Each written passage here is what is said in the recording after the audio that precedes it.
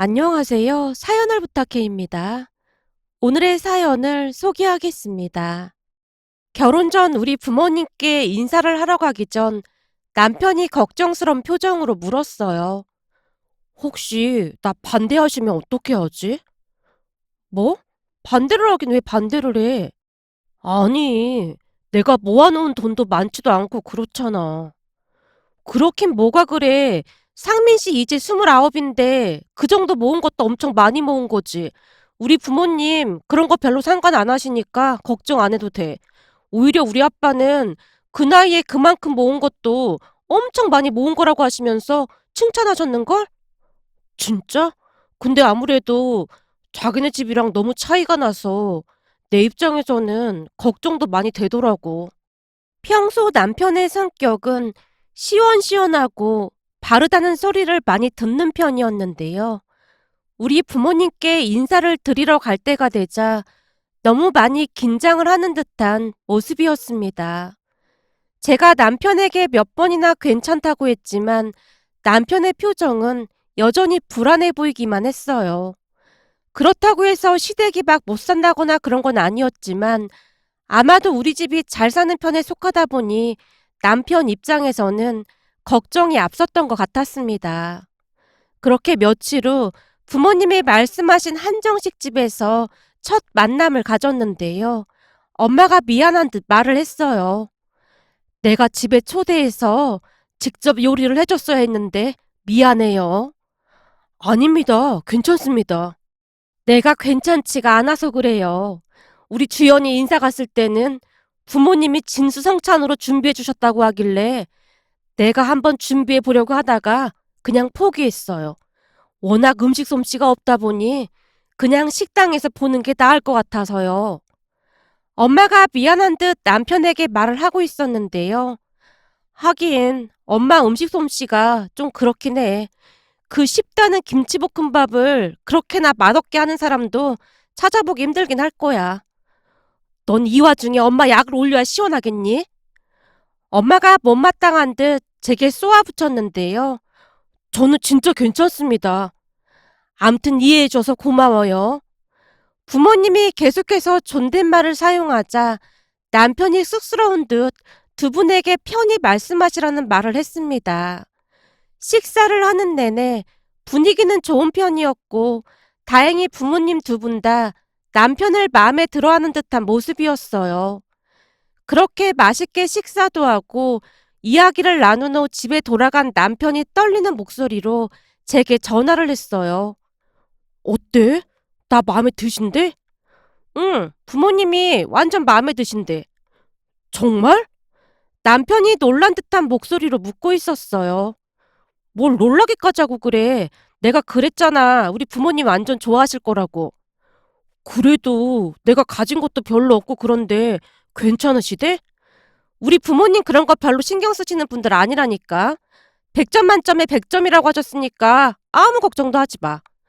제가 남편에게 부모님이 했던 말을 전달했습니다. 괜히 다 기분 좋으라고 하는 소리 아니지? 절대 아니야. 아까 식당에서 상민 씨 하는 행동 보고 바르게 잘 컸다고 아주 좋아하고 계셔. 식당에서 하는 행동? 내가 딱히 뭘 한 것도 없는데. 사실 오늘 너무 긴장해서 말도 잘 못했거든. 아빠는 그런 거에 별 관심도 없으셔. 근데 아까 식당에서 직원이 유리컵을 떨어뜨렸잖아? 진짜 긴장하고 있던 와중에 그래서 더 놀랐잖아? 근데 그게 왜? 상민 씨는 잘 기억이 안 나나 본데 그때 상민 씨가 바로 그 직원한테 괜찮냐고 물어봤잖아. 그랬지. 컵이 깨져서 혹시나 다쳤을까봐 걱정이 돼서 그런 건데 그게 왜? 아빠가 그러시더라고. 그것만 봐도 인성이 된 사람이라고. 거기다 직원이 음식 세팅해줄 때마다 고맙다고 꼭 인사도 하고 식당 나갈 때는 잘 먹었다는 인사도 잊지 않았고 말이야. 그게 왜? 설마 그것 때문에 내가 마음에 드셨다는 거야? 남편이 믿어지지 않는다는 목소리로 오히려 대묻고 있었어요. 아빠 말로는 그게 평소 몸에 배어있는 습관이라고 말씀하셨어. 그것만 봐도 어떤 사람인 줄 그냥 다 알 수가 있다고 말이야. 그런 예의를 아는 사람들이 진짜 배운 사람의 모습이라고 하시더라고.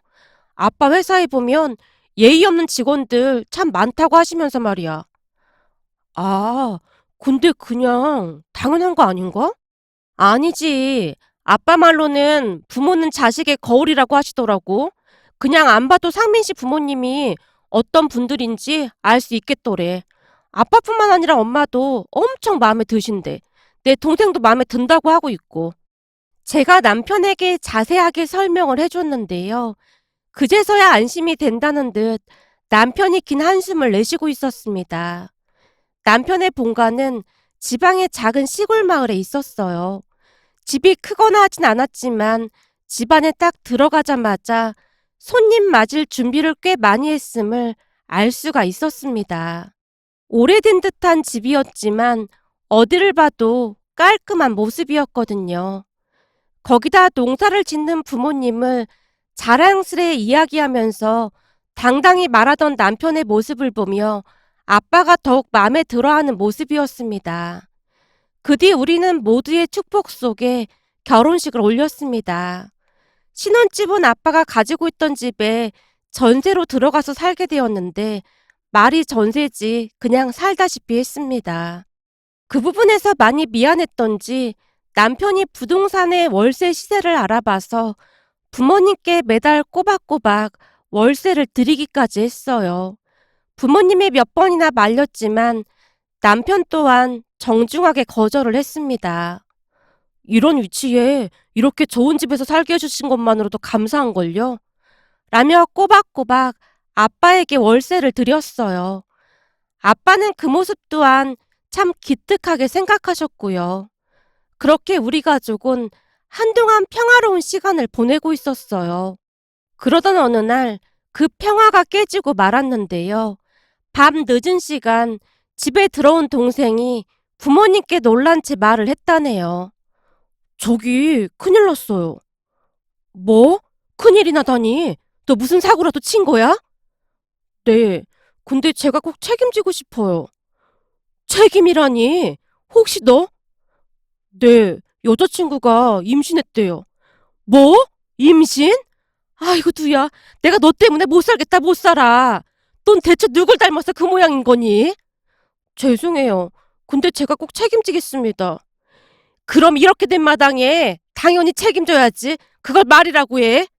근데 그때 우리 집에 왔던 민영인가 하는 그 아가씨 맞는 거지? 니들 사귄 지 몇 달 되지도 않았잖아. 모름지기 사람은 사계절은 지나보고 결혼해야 하는 건데 걱정이 태산이다. 엄마가 걱정스레 긴 한숨을 내쉬고 있었습니다. 아무래도 엄마는 민영이란 사람이 마음에 들지 않는 듯한 모습이었어요.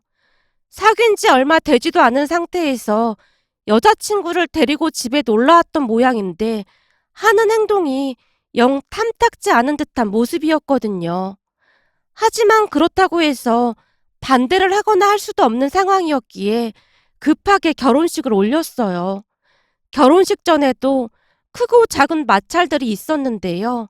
우리 부모님이 동생 역시 아빠 명의로 된 전셋집을 마련해줬지만 올케 친정 부모님은 그게 못마땅한 듯 동생 부부 명의로 사달라고 대놓고 요구를 했거든요.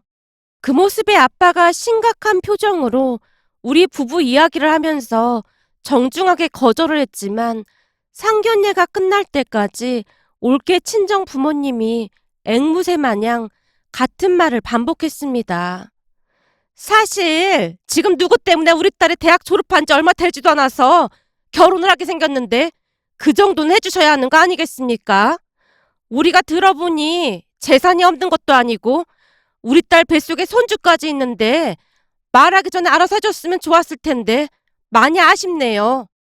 조금 전에도 말씀드렸다시피 우리 딸이랑 사위는 매달 우리한테 월세식으로 돈을 보내오고 있는 와중에 계속해서 그리 말씀하시니 저희도 많이 서운할 뿐입니다. 사실 딸이랑 아들이랑 어떻게 똑같을 수가 있나요? 그게 무슨 말씀이시죠? 그렇잖아요. 딸은 결혼하고 나면 출가 외인인데 당연히 아들하고 달라야 하는 게 맞잖아요. 사부인 말씀 한번 잘하셨습니다. 사부인 말씀대로 딸은 결혼하면 출가 외인인데 왜 남의 집이래 감나라 배나라 하시는 겁니까? 혹시 따님 결혼 안 시키실 생각이신 건가요? 네? 그게 무슨 말씀이세요? 지금 임신까지 한 마당에 결혼을 안 시키다니요. 그니깐요. 이제 결혼하면 우리 집안 사람이 되는데 왜 사부인께서 집을 해줘라 마라 하시는 겁니까? 그리고 확실히 짚고 넘어가고 싶어서 말씀드리는 건데 우리는 딸이랑 아들 차별하고 키우지 않았습니다. 그러니 남의 집안일에 상관하지 마시죠. 그 어느 때보다 아빠가 단호한 목소리로 말을 하고 있었는데요. 사실 그동안은 올케가 임신을 하게 된 게 다 제 동생 잘못이란 생각으로 부모님이 계속해서 미안한 듯 말을 했거든요. 그 모습을 보며 올케 부모님이 기고만장해져 있었던 것 같았어요. 그 부분에 대해 아빠가 단호하게 말을 하고 있었고요. 결국 단호한 아빠의 모습에 안사돈 어르신이 입을 다물어버리는 모습이었습니다. 아마도 그때부터 부모님은 올케가 마음에 들지 않는 듯해 보였어요. 우리가 결혼할 때와는 분위기가 달라도 너무나 달랐으니까요. 우리 시부모님은 예의가 몸에 밴 분들로 상견례 내내 시종일관 웃음이 끊기질 않았거든요. 그렇게 서로 안 좋은 기억만 남긴 채 어찌어찌 동생 부부의 결혼식이 끝났는데요. 그 뒤에도 부모님은 올케가 영 마음에 들지 않는 듯 만남을 최대한 줄이는 듯한 모습이었어요. 하지만 무슨 생각인 것인지 올케는 부모님 집에 자주 드나들었습니다. 갈 때마다 사건이 끊이질 않았지만 올케는 그걸 모르는 듯 해 보였어요. 그러던 중 결국 올케로 인해 집안이 발칵 뒤집어지는 일이 일어났는데요. 올케가 파전이 먹고 싶다면서 엄마한테 파전을 해달라고 집에 찾아온 모양이었어요. 어머님 손주가 파전이 너무너무 먹고 싶다고 하는 거 있죠? 저 파전 해주시면 안 될까요? 뭐? 파전? 글쎄다. 내가 몸도 안 좋고 요리를 잘 못해서 해도 맛이 없을 것 같은데 그냥 배달시켜 먹던지 나가서 사 먹자꾸나. 집에서 만든 파전이 먹고 싶었는데 저 너무 서운해요. 제 친구 시어머니는 임신한 며느리가 먹고 싶다고 하는 요리 다 해주신다고 하던데 어머님은 제가 진짜 마음에 안 드시나 봐요. 내가 말했잖니. 나 요리 잘 못한다고. 그래도 만들어주시면 안 돼요? 맛 없어도 맛있게 먹을게요. 올케가 계속해서 엄마를 조른 모양이었어요. 결국 엄마가 제게 전화를 걸어왔습니다. 주연아, 너 오늘 집에 온다고 했지? 조금 있다가 출발하려고. 근데 왜? 내가 살다 보니 며느리 시집살이를 다 당하고 사는구나. 뭐? 며느리 시집살이라니? 네 올케가 파전이 먹고 싶다고 계속 난리잖니. 너도 생각해봐라. 내가 만든 파전이 맛이 있기나 하겠니? 그렇긴 하지. 이상하게 레시피대로 했는데도 엄마가 만들면 그렇게 맛이 없던 것도 신기하긴 해. 엄마 지금 농담할 기분 아니야. 알았어. 나도 장난이었어. 그냥 배달시켜 먹자고 하면 되잖아. 내가 배달시키자고 했더니 집에서 만든 걸 먹고 싶다잖니. 쟤는 뭐만 있으면 손주 타령이야. 누가 반갑기나 하대. 엄마가 짜증스럽다는 듯이 투덜거리고 있었는데요. 옆에서 듣고 있던 남편이 전화기를 빼앗더니 엄마한테 말했어요. 장모님, 그 파전 제가 만들게요. 저 음식 잘하잖아요. 이서방 자네가? 네, 제가 집에서도 몇 번 만들어줬더니 주연이도 맛있다고 하더라고요. 맞다, 당신 요리 잘하지? 당연하지. 내가 만들 테니까 기다리고 계세요. 재료량은 저희가 다 사가지고 가겠습니다. 남편의 말에 엄마가 미안한 듯 전화를 끊었습니다. 그 뒤 마트에 들러서 파전 재료들을 사서 친정에 가서는 파전을 만들어 먹었어요. 파전을 먹는 내내 엄마의 표정이 좋진 않았지만 눈치가 없는 것인지 올케가 맛있다며 파전을 몇 장이나 먹었는지 모르겠네요. 그런데 파전을 먹고 두세 시간이 지나자 올케가 다시 말을 꺼냈어요. 저기 파전을 너무 많이 먹었더니 느끼해서 그런데 이번에는 짬뽕 시켜 먹을까요? 뭐? 짬뽕? 너 아까 파전도 엄청 많이 먹었는데 괜찮겠어? 어머님, 말씀을 바로 하셔야죠. 제가 먹은 게 아니라 어머님 손주가 먹은 거잖아요. 이번에는 어머님 손주가 얼큰한 짬뽕이 먹고 싶대요. 올케가 말을 하는 내내 엄마의 표정이 울그락불그락해져 있었기에 남편이 먼저 소리쳤어요. 저도 짬뽕 먹고 싶었는데 잘 됐네요. 제 휴대폰에 배달 어플 깔려 있으니까 제가 배달시킬까요? 자네가 왜 배달을 시켜? 와서 내내 파전 만드느라 고생했는데 준호 네가 배달시켜. 엄마가 동생에게 배달을 시키라고 말하던 순간 올케가 서운하다는 듯이 말을 했어요. 어머님, 형님네는 두 식구뿐인데 우리는 곧 세 식구 되잖아요. 그러니까 여유 있는 집에서 시키면 좋잖아요. 올케가 우리 남편을 바라보며 말하고 있었는데요. 그 순간 엄마가 올케에게 한마디를 하려고 하던 찰나에 남편이 급히 먼저 말을 꺼냈어요. 장모님, 여기가 맛집이라고 하는데 여기로 시킬까요? 장모님은 면 안 좋아하시니까 볶음밥 어떠세요? 남편의 물음에 우선은 엄마가 멋쩍은 듯 고개를 끄덕이고 있었어요. 그런데 문제는 주문한 음식이 도착하면서 시작이 되었습니다. 벨이 울려서 남편이 문을 열었는데 배달 직원이 미안한 듯 말을 했어요. 저기, 제가 급하게 오느라 국물이 조금 센 것 같습니다. 배달 직원의 말에 올케가 어이없다는 듯이 대받아치고 있었고요. 저기요, 이걸 어떻게 먹어요? 우리가 그렇게 운전하라고 시켰어요? 죄송합니다. 오다가 차를 피하다가 잠깐 기우뚱했는데 아마도 그때 조금 센 것 같습니다. 그래서 우리 보고 어쩌라고요? 네? 그게 무슨 말씀이세요? 그렇잖아요. 이건 엄연한 그쪽 잘못인데 왜 우리가 피해를 봐야 하는 거죠? 이럴 경우에는 그쪽에서 책임져야 하는 게 맞는 거잖아요. 올케가 배달 직원을 몰아붙이고 있었기에 가족들 모두 혼비백산한 채 어쩔 줄을 몰라 하고 있었는데요. 우리 모두 살면서 그런 광경은 처음이었거든요. 그 순간 남편이 급히 둘의 대화에 끼어들었습니다. 저기, 제가 보니까 조금 센 것 같은데 그냥 먹죠. 괜찮습니다. 그냥 가셔도 됩니다. 아, 네, 감사합니다. 배달 직원이 허리 숙여 인사를 하고 있었는데요.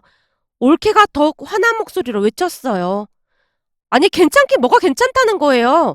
저 사람이 실수한 걸 왜 우리가 피해를 봐야 하는 거죠? 저기요, 저 임산부거든요?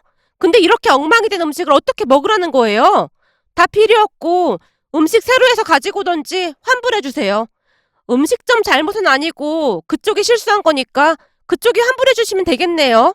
아니면 별점 완전 최악으로 줄 테니까 그런 줄 알고 계세요.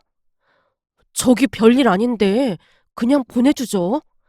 남편이 다시 한번 올케를 말리고 있었는데요. 남편이 계속해서 배달 직원 편을 들고 있다는 생각에 기분이 나빴던 모양으로 올케가 넘지 말아야 할 선을 넘고야 말았습니다. 고모부가 시골 사람이라 잘 몰라서 그러나 본데 이런 사람들한테 잘해줘봤자 그냥 호구로밖에 생각 안 해요. 아마도 가면서 바보 같다고 비웃기나 할걸요? 그니까 순진한 척 좀 하지 마세요.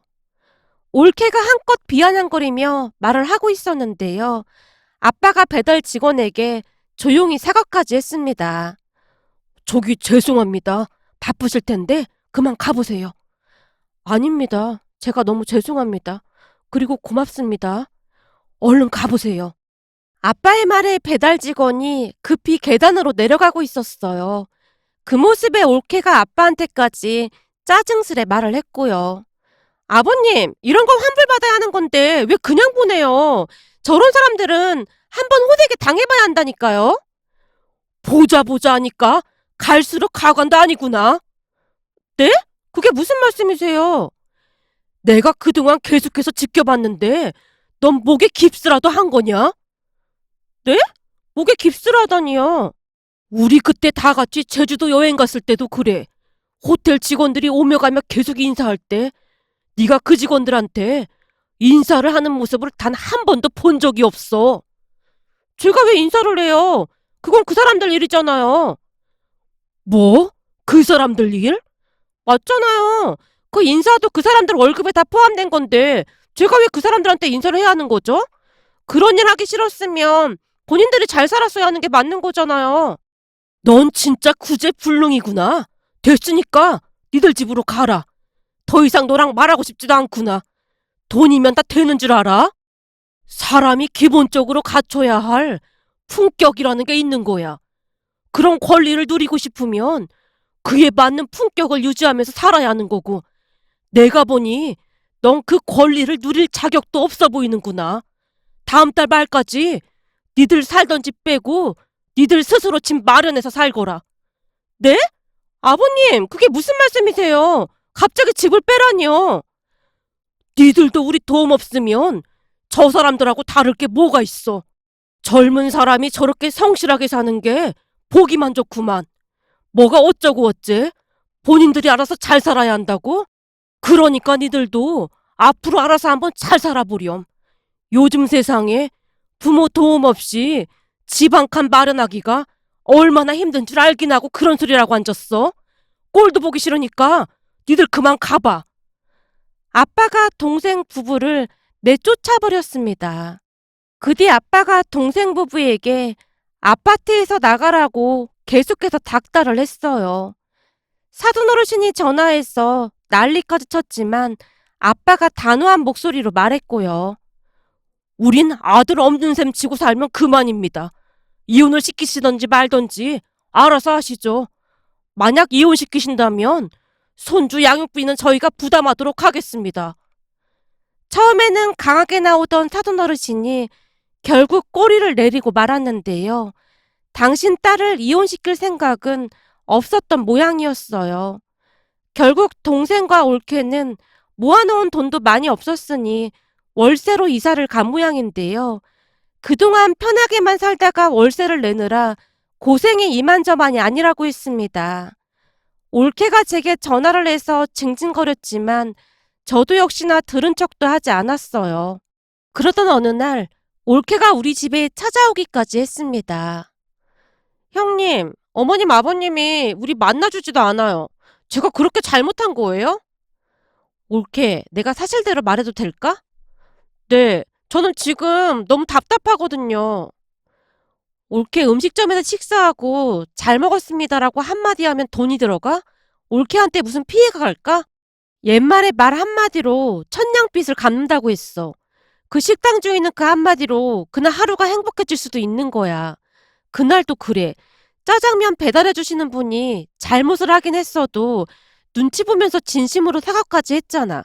그럼 측은지신 마음으로 이해해 줄 수도 있는 거잖아.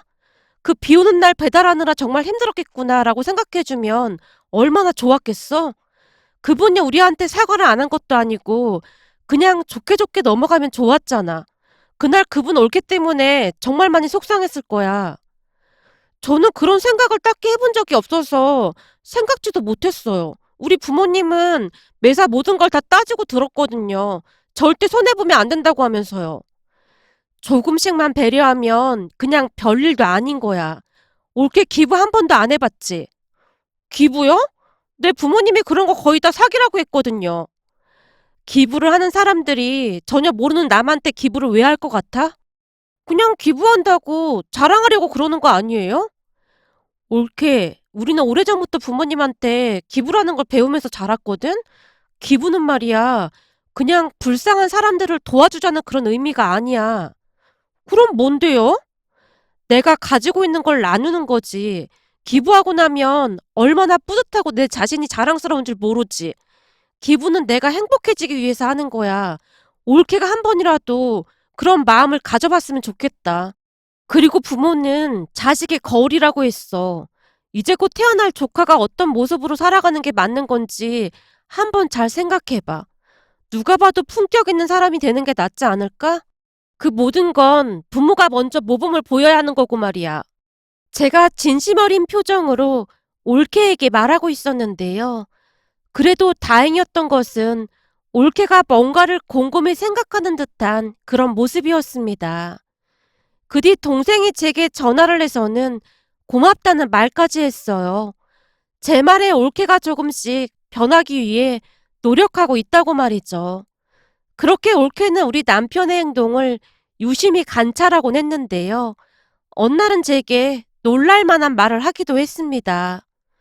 형님, 고모 말투를 유심히 봤더니 뭐 할까요? 라는 말을 자주 하더라고요. 그래서 저도 그렇게 말투를 바꿔봤는데 제 친구들이 다들 놀라워하는 거 있죠. 친구들이 뭐라고 하는데? 그게 결혼하고 나서 사람 됐다고 했어요. 전에는 엄청 이기적이었는데 얼굴 표정부터가 많이 부드럽게 바뀌었다고요. 이래서 부모가 참 중요하다는 걸 다시 한번 깨달았어요. 저는 이런 교육 받고 자란 적이 없었거든요. 올케는 생각보다 나쁜 사람은 아니었던 게 조금씩 노력하면서 변해가고 있었습니다. 부모님은 여전히 올케를 만나고 싶어 하지 않고 있는데요. 예전 같았으면 올케가 불만스레 말했겠지만 요즘은 그냥 이해하는 듯한 그런 모습이었어요. 괜찮아요. 제가 더 노력해 볼게요. 라는 말까지 했거든요. 그런 올케를 보며 자식에게 있어 부모의 역할이 얼마나 중요한지 다시 한번 깨닫게 되었답니다. 오늘의 사연은 여기까지였습니다. 즐겁게 보셨다면 구독, 좋아요 부탁드립니다. 고맙습니다.